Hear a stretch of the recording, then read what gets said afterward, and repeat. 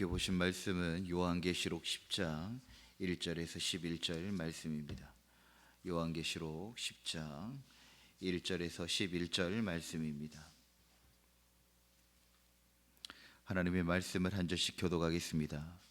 내가 또 보니 힘센 다른 천사가 구름을 입고 하늘에서 내려오는데 그 머리 위에 무지개가 있고 그 얼굴은 해 같고 그 발은 불기둥 같으며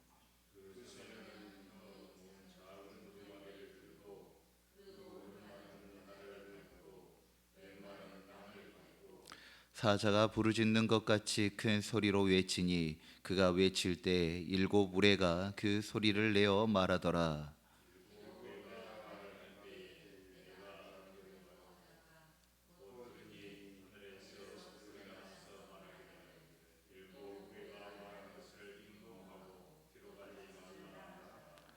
내가 본 바 바다와 땅을 밟고 서 있는 천사가 하늘을 향하여 오른손을 들고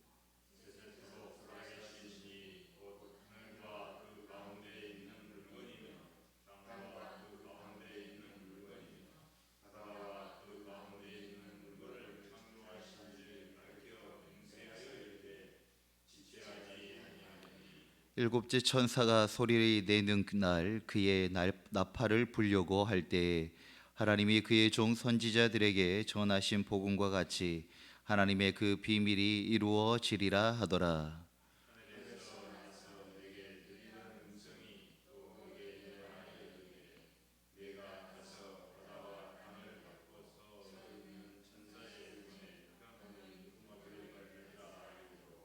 내가 천사에게 나아가 작은 두루마리를 달라 한즉 천사가 이르되 갖다 먹어 버리라. 내 배에는 쓰나 내 입에는 꿀같이 달리라 하거늘.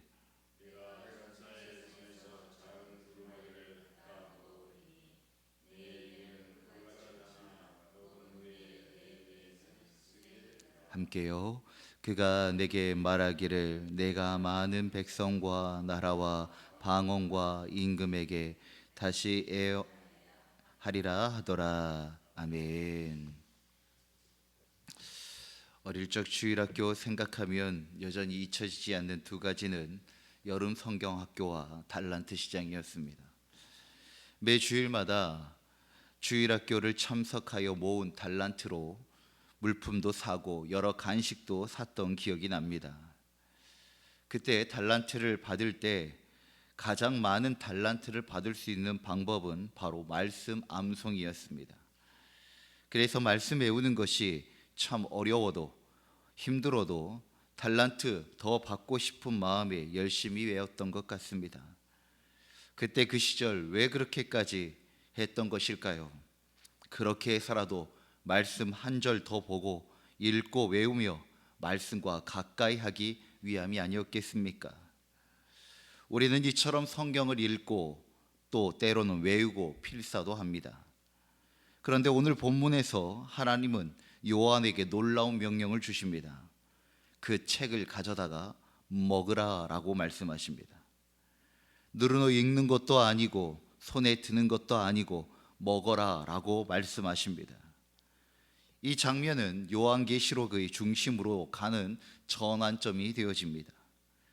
심판의 나팔이 점점 강해지고 세상은 고통과 혼란으로 흔들리고 있지만 하나님은 지금 요한에게 또 우리에게 예언자의 사명을 다시 한 번 더 재확인시키며 가장 먼저 그 책을 말씀을 먹으라 라고 하나님께서 명령하시는 것입니다. 그 사명의 중심에는 하나님의 말씀 곧 작은 두루마리가 있었던 것입니다. 이 작은 한편으로는 요한의 부르심 장이라고도 할 수 있을 것입니다. 요한이 본 힘센 천사는 구름을 입고 머리 위에 무지개를 두르고 얼굴은 해 같고 발은 불기둥 같다고 묘사하고 있습니다. 이 모습은 출애굽기에 하나님의 임재를 연상시킵니다. 하나님께서 이스라엘 백성들을 인도하시고 그들과 함께하는 그 증거가 낮에는 불기둥으로 함께하셨고 또 밤에는 불기둥으로 함께하셨으며 또 모세가 하나님 아버지 앞에 나아갔을 때 여호와의 광채를 보았다라고 말씀합니다. 이것은 바로 하나님의 임재, 하나님의 말씀이 임하는 것을 뜻하는 것입니다. 그 천사의 위엄은 하나님의 말씀의 내용이 단순한 정보가 아니라 명령이며 심판이고 선언임을 보여주고 있는 것입니다. 천사의 손에는 펴놓인 작은 두루마리가 있습니다. 이것은 닫힌 것이 아니라 열린 책입니다. 하나님께서 감추지 않으시고 드러내시는 말씀이라는 것입니다. 우리가 기억해야 할 것은 하나님은 말씀하시는 하나님이십니다. 우리에게 끊임없이 자기를 계시하시고 그것을 통하여 하나님을 바르게 알기를 원하시며 그것을 통하여 주님과 함께 우리가 항상 동행하기를 원하신다는 것입니다. 그렇기 때문에 우리는 하나님의 말씀에 귀 기울여야 합니다. 왜냐하면 오늘도 하나님은 우리에게 말씀하고 계시기 때문입니다. 우리가 종종 하나님께서 침묵하신다라고 하는 표현을 쓰기도 합니다. 그러나 우리가 이 표현을 쓰기 전에 반드시 점검해 보아야 합니다. 정말 내가 하나님의 말씀에 집중하고 있는 것인지, 라디오의 주파수처럼 하나님의 그 관심과 하나님의 헤르츠를 내가 잘 맞추고 있는지 점검해 보아야 한다는 것입니다. 정작 하나님께서 진실로 침묵하고 있는 것이 아니라 우리의 욕망과 우리의 발행과 우리의 생각 때문에 오히려 하나님의 그 헤르츠, 하나님의 뜻과 그 방향을 맞추지 못하여 듣지 못한 것일 수도 있다는 것입니다. 그렇기 때문에 하나님께서 침묵하신다라고 하는 그 표현을 하기 전에 정말 내가 하나님께 집중하고 있는가, 하나님의 말씀에 집중하고 있는가를 먼저 점검해 보셔야 한다는 것입니다. 하나님께서 선한 뜻 가운데 물론 침묵하실 때도 있습니다. 그러나 분명히 알아야 할 것은 하나님은 침묵하시기보다 말씀하시는 하나님이심을 기억하셔야 합니다. 그리고 이 천사는 우주의 창조주 하나님께 향하여 맹세하며 이렇게 말합니다. 지체하지 아니하리니 라고 하며 하나님의 그 비밀이 이루어지리라 라고 말씀하십니다. 세상이 어떻게 보든지, 세상이 어떻게 흘러가고 있든지 하나님의 뜻은 결코 지체되지 않는다는 것입니다. 하나님의 말씀이 하나님의 방식과 하나님의 시간과 그 속도 속에 정확하게 이루어질 것을 선포하고 있습니다.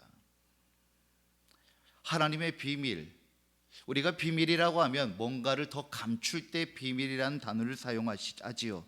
그러나 하나님의 비밀은 그렇지 않습니다.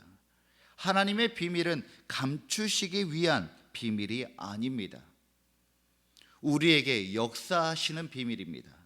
아직 우리가 그것을 완전히 경험하지 못하였기에, 아직 그것이 미래의 일이기에 감추어져 있어 비밀이라고 표현한 것이지, 하나님은 그 비밀을 감추시려고 하는 것이 아니라 오히려 우리에게 드러내시고 이루시기 위하여 하나님은 오늘도 일하시고 역사하시는 하나님이시라는 것입니다.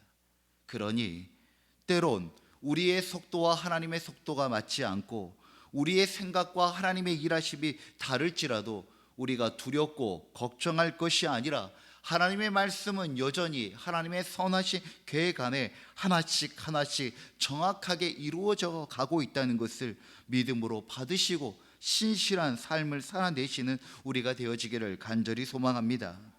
하나님은 바로 그것을 우리에게 말씀하고 있는 것입니다. 말씀을 먹는다는 것, 그것은 그 말씀을 읽고 외우고 보는 것에서 끝나는 것이 아니라 하나님의 말씀이 이루어지고 있으니 그 말씀을 우리의 마음의 삶과 결단으로 받아들이겠습니다 라고 하는 것, 그것이 바로 말씀을 먹는다는 의미입니다. 우리는 말씀을 들으며 종종 위로나 은혜를 기대합니다. 하지만 말씀은 그보다 먼저 하나님의 뜻을 향한 책임과 결단을 요구합니다. 말씀을 아는 자는 반드시 말씀을 살아내는 사명을 가진 자이라는 것을 반드시 기억하시길 바랍니다. 이어서 8절에서 10절의 말씀에 하늘에서 음성이 다시 들립니다. 내가 가서 천사의 손에 있는 두루마리를 가져다 먹으라. 그리고 나서 천사가 이렇게 경고합니다. 그 책은 내 입에는 꿀같이 달지만 내 배에는 쓰게 되리라 라고 말씀합니다. 입에는 써도 속은 단 것이 약이 되어지는데, 오늘 말씀해 보면 내 입에는 꿀과 같지만 내 배에는 쓰겠다라고 말씀하고 있는 것입니다. 시편 119편 103절에 보면 주의 말씀의 맛이 내게 어찌 그리 단지요 내 입에 꿀보다 더 다니이다 라고 기록되어져 있습니다. 말씀이 참 달다는 것을 경험하신 적이 있을 것입니다. 묵상하다 보며 또 때로는 말씀을 듣다 보며 하나님의 말씀이 어떻게 이렇게 크고 놀라운지 감격스럽고 참 달게 느껴진 경험이 있을 것입니다. 그런데 혹 이런 경험도 있으십니까? 말씀이 참 고통스럽고 괴로울 때가 있습니다. 그 말씀 한 구절이 내 심령과 내 삶 저 깊은 곳을 파고들어 그 말씀이 너무 아프게 찔러지는 경험, 혹시 경험해 보신 적이 있으십니까? 말씀은 때로는 달기도 하지만 때로는 날섬 건가도 같습니다. 이 말씀은 에레미야나 에스겔 같은 선지자들이 겪은 체험과도 유사합니다. 하나님의 말씀을 받을 때는 참 그것이 감격스럽고 기쁨이 있었지만 그것을 삶으로 전하고 살아낼 때, 그리고 자신의 백성들에게 그 하나님의 말씀을 전하는 그 순간순간들이 너무 고통스럽고 고난이 따르다라는 것입니다. 요한은 그 두루마리를 먹었고 그 결과는 정확히 말한 대로 입에는 꿀 같고 배에는 쓰게 되었습니다. 왜 그렇습니까? 말씀은 하나님께서 우리에게 주신 은혜이기에, 선물이기에 달게 느껴집니다. 그러나 그 말씀이 우리의 입술에서 아멘을 지나고 난 후 이 말씀을 내 삶에서 살아낼 때 우리가 그때 하는 기도는 주님, 내가 이 말씀을 감당하게 하여 주시옵소서, 하나님 이 말씀을 감당하게 하여 주시옵소서라고 하는 쓰디쓴 삶의 현장이 있기 때문인 것입니다. 어제 한 성도님이 그런 말씀을 나눠주시더라고요. 주일날 말씀이 참 은혜가 되었습니다. 그런데 그 삶 안에 돈이라고 하는 그 가치들을 부정하고 배제할 때 참 쉽지 않다는 것을 너무나도 깊이 느낀다는 것입니다. 우리는 성경의 말씀을 감동적으로 읽지만 그 말씀을 삶에서 실천할 때에는 때로 사람들과 부딪히기도 하고 손해를 보기도 하고 때로는 혼자 고독하게 설 때도 있습니다. 그러나 그 쓴 경험 속에는 진짜 말씀이 내 것이 되어지는 은혜가 있는 것입니다. 그리고 마지막 11절, 그 먹은 말씀을 전하라고 말씀하십니다. 말씀은 먹은 요한에게 주님은 마지막으로 이렇게 말씀하십니다. 내가 많은 백성과 나라와 방언과 임금에게 다시 애언하여야 하리라 라고 말씀하십니다. 이 말씀은 애언자의 사명이자 오늘을 살아가는 우리 모두의 부르심입니다. 말씀을 받는 자가 가만히 있으면 안 됩니다. 말씀을 알고 깨달은 자는 세상과 시대를 향하여 그 말씀을 선포해야 하고 때로는 살아가는 그 삶으로 그 증거의 메시지가 되어져야 하는 것입니다. 그것이 바로 교회의 존재의 이유입니다.